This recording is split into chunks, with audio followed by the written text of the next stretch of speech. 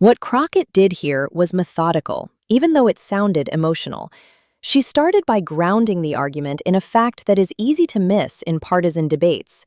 Christopher Wray, the previous FBI director, was appointed by Donald Trump. That matters because it undercuts the idea that everything tied to Trump automatically equals partisan sabotage. Crockett wasn't saying the FBI was perfect before. She was saying that even under a Trump-appointed director, there were guardrails that no longer seem to exist.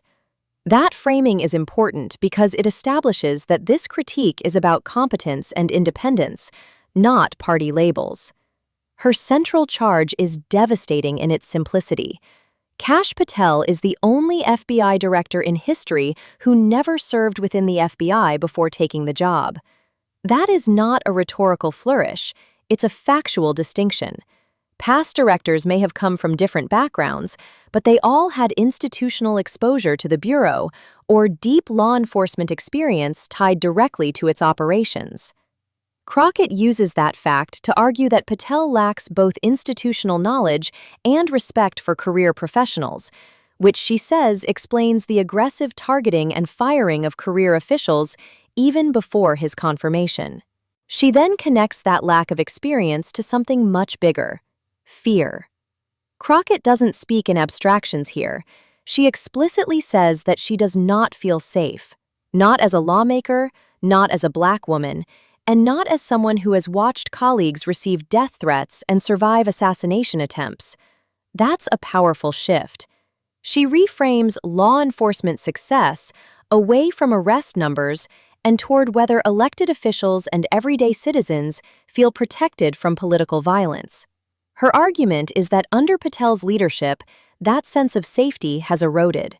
One of the most effective parts of her statement is when she introduces evidence into the record showing that right-wing extremists, not vague both sides actors, have been responsible for repeated death threats against Republican lawmakers themselves.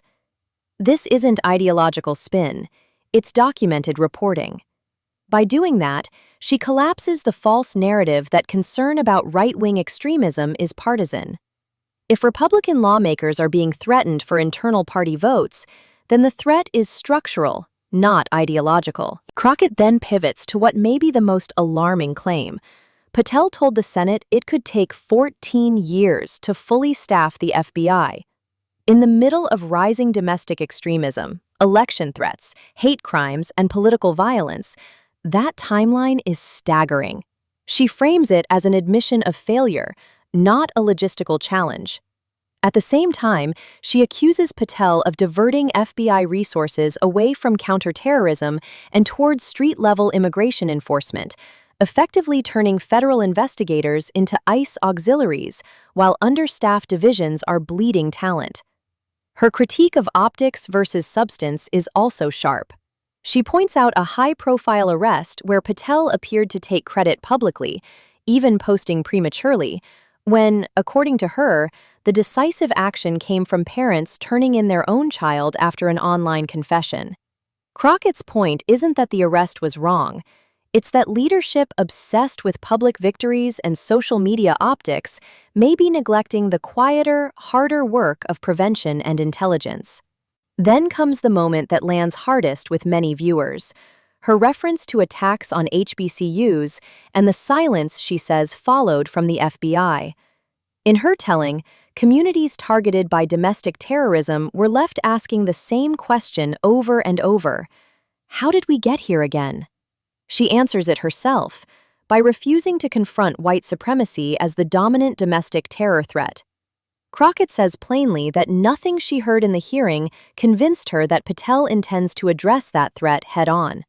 The response from the chair and Patel himself illustrates the exact divide Crockett is pointing to.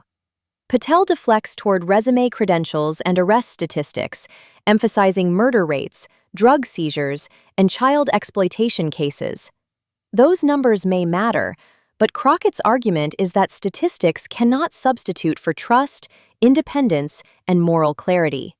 You can arrest criminals and still fail at protecting democracy if political violence is allowed to metastasize unchecked. What makes this exchange resonate is that it isn't just about Kash Patel.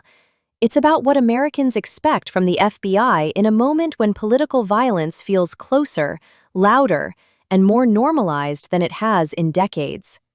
Crockett is saying that an FBI that chases optics, purges experience, and avoids naming the biggest threat is not neutral.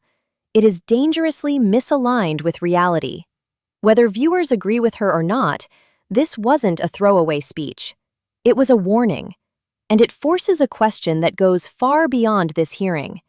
Is the FBI being rebuilt to protect the country, or reshaped to serve a narrative?